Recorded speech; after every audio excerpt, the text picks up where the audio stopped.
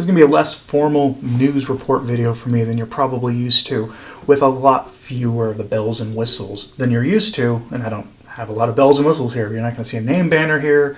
You're not going to see a trailer intro clip thing. Note to channel sponsors. Apologies, but quick update. I'll try to do a full video length update tomorrow, I guess, 'cause it's more appropriate for a Sunday, I think. But a tornado struck my town. So my house is still there. There's no power. So we're in a hotel because my small children need, well, I guess they don't need, but it's a lot easier for us as parents to give them things like AC and a bathing facility. So we're in the city that we go to Massa in most of the time, and because we wanted to be closer to the sacrament, so we're going to actually be able to do things like we normally can't do, daily mass and things that are at the our home parish. So I have to go check the schedule on that, but it's going to be glorious. I'm looking forward to that immensely. But anyway, I'll give you more of a fuller update tomorrow in a special video that I'll do for that. But for now, let's talk about the amazing story that you've probably seen in passing. And it's a story of how at St. John Lateran Basilica in Rome, one of the most ancient and high-profile, well, it's not a cathedral, but one of the most ancient, high-profile buildings in the church, was allowed by Rome to have Anglicans offer quote-unquote mass there. And we only use the word, we'll go quote-unquote for a couple of reasons here.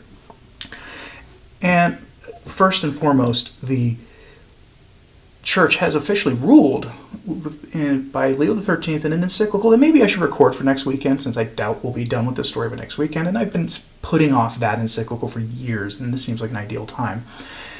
But for years, Rome has ruled that Anglican holy orders are invalid. And they do that because they changed their ordination rubrics significantly. And it was a lot more than what happened after Vatican II. It was significant, and Leo XIII ruled that they were invalid. Now, there have been developments since then that call that into question. A lot of Anglicans have priests, their vicars and their bishops have quietly gone and gotten conditional reordination from essentially schismatic groups. These are, and when I say schismatic, I don't mean the SSPX. The SSPX are not in schism, and the SSPX would not be giving the sacrament of holy orders to Anglican bishops and vicars and the rest. But they have gone to various splinter groups who have maintained their holy orders, even if their theology is so out of whack with Rome that they're essentially heretics. There are groups like that out there, and as well as some who are schismatic who have very fundamentally massive disagreements with Rome on things that have happened since Vatican I. It's a complicated issue, more so than I can just give you in a news update like this. But some Anglican priests and bishops have valid holy orders. That's not going to be the case here, though.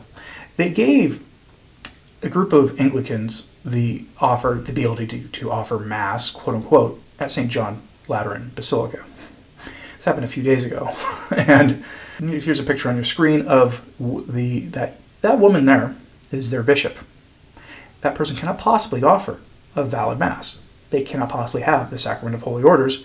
Ergo, there was no valid Mass offered there. You might think this caused a stir, and it did.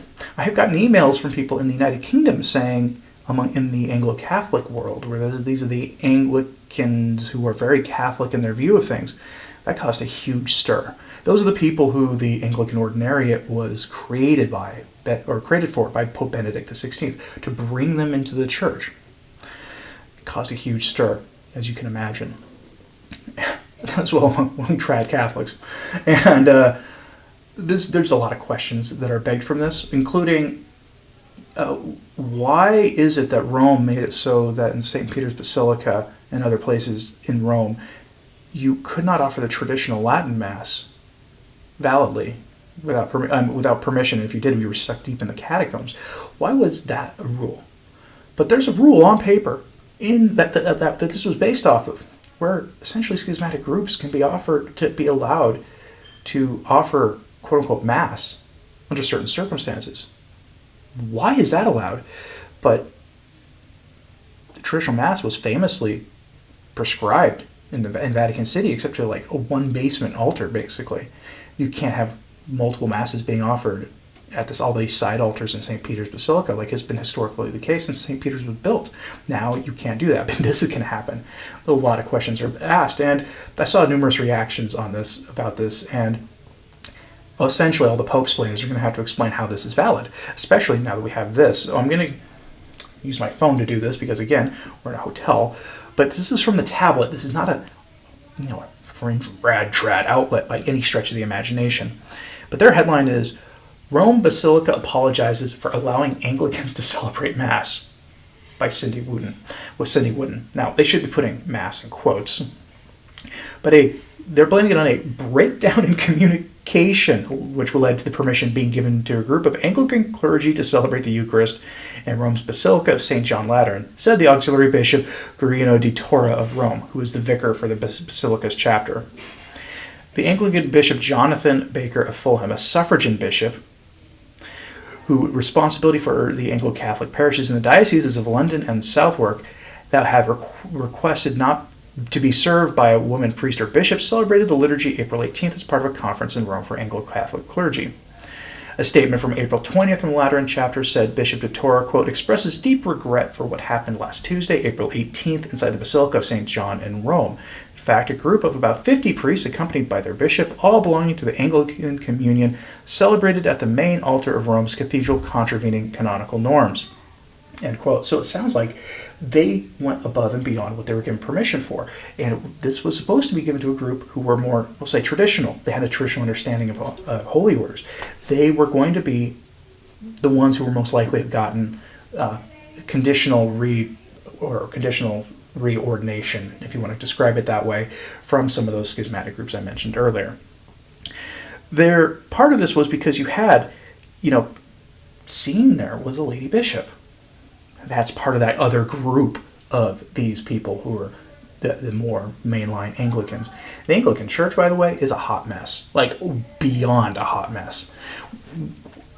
I like to remind myself of this periodically, and I'll put it sometimes on the Return to Tradition Facebook group or Facebook page. If you're not following that, go ahead. I don't update it every day, but I will sometimes point out how bad things really could be by showing how bad things have gotten for some of these schismatic heretical groups, by pointing out, like, it could always get worse. And it could, because they're such a hot mess. But here's the problem.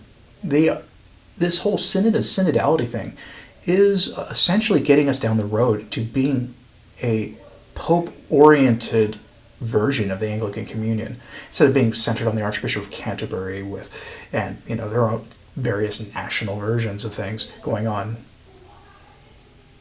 The synodality looks like it's trying to get us more towards a model for like the Anglican Communion for the Catholic Church.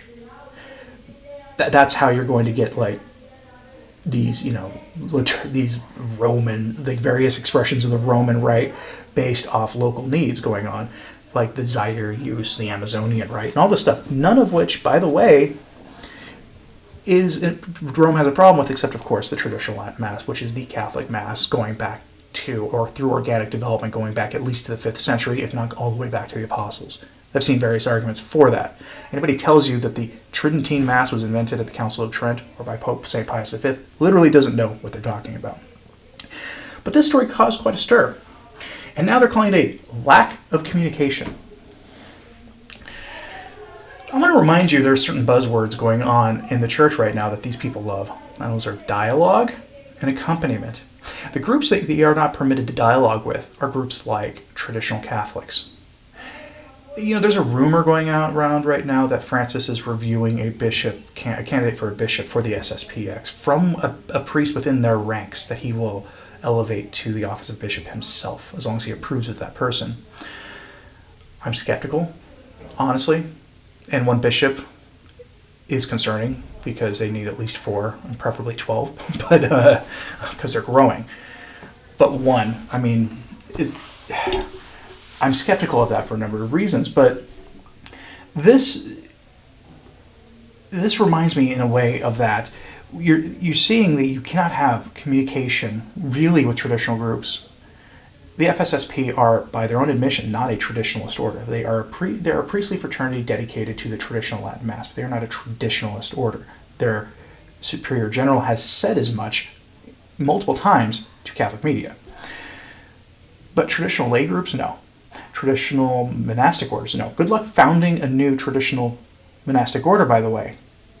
You will be denied by your bishop, you will be denied by Rome because of Traditionis Custodes, and you will be denied legitimacy if you try to go it alone, despite canon law actually permitting that, and the highest law of the church permitting that. The highest law of the church is salvation of souls. To the point where if you begin looking for ordination from schismatic groups, you will be ostracized. You'll be called a false trad. That's going on right now too. Meanwhile, Anglicans are being permitted to offer quote-unquote Mass. And if it was just like the group who had been, conditional reordination, and if that had come out, this might not be a big of a problem for trads, traditional Catholics. Lady Bishop there. It's food for thought. Anyway, that's my thought on this. I would put my sources up on returntotradition.org, but I'm not sure I can log in over there. It was getting this video up was hard enough because I'm on the road right now. Because again, my home was damaged by that tornado. Home is still there, no power for a few days anyway, in Shawnee, Oklahoma. Tune in tomorrow. If you're able to watch this video on a Saturday, then tune in tomorrow. I'll try to give you more of a personal update. I try to reverse our personal stuff for Sundays. Let me know what you thought of this in the comments, including what you thought of this story when you saw it, and the sort of the traditional Catholic versus Anglican dichotomy that we see on display here that is just so breathtakingly out of touch. That really shows at the end of the day, it really looks like that Rome has higher regard for actual schismatic groups than groups who want to maintain the same faith that our forebears had. Let me know what you thought of that in the comments, please. Like and subscribe if you haven't. It does help. Sharing this on social media helps a lot too. We'll be back, hopefully, to our regular format of things in the coming days. You will see a video that was originally scheduled for today, probably on Monday, that was recorded at home before everything went down. After that, though, probably more videos like this for a couple of days, and hopefully we'll be back to our regularly formatted videos in the coming days. Let me know what you thought of this in the comments, please, and as always, pray for the church. I'm Anthony Stine. Ave Maria.